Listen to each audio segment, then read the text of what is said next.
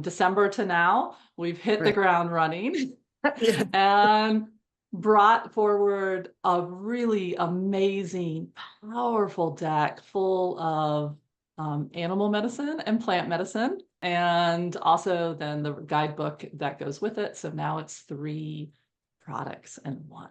So you've mentioned the 3 products. Can you tell us a little bit about what inspired each of those and how they're going to work together? Yeah, so the deck, I think, is the entry point of connection for most people. For me, Oracle decks were a huge part of how I started to sort through the very conflicting layers of a part of me felt this way, a part of me felt that way. I felt like some guidance coming in, but it was like getting lost in translation or garbled, or I would feel really strong with something and then come back and I'd start poking holes in it and self-doubt was coming forward. So Oracle decks were a huge part of my own awakening journey to my own wisdom, because they let me land in something. I could go do a card pull, see that image, let the metaphor of that image talk to me, go to the guidebook, be like, oh, that's exactly what I was feeling. And it would also open me up a bit more to hear something else. And then from there, I would take it because I love frameworks, and I would dive in on my own into some of the deeper questions that it was. So that is the same framework I wanted to do with this offering of this suite in the bundle. I wanted it to have the imagery to speak to you, because images transcend words. Then the words to support, like, oh, that is what I was feeling, and this is a little bit more.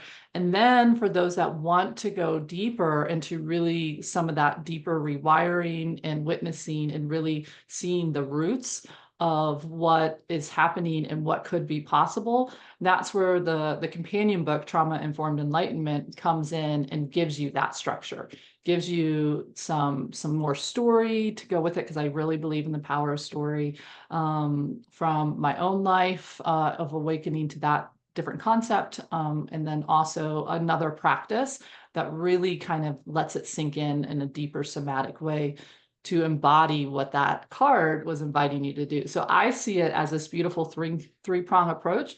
Quick day, draw a card, see that image, and maybe that's as far as you go. Maybe you flip to the book and the guidebook, and you kind of get when this card comes forward, kind of high level thing, maybe you even do the short somatic practice that's in the guidebook.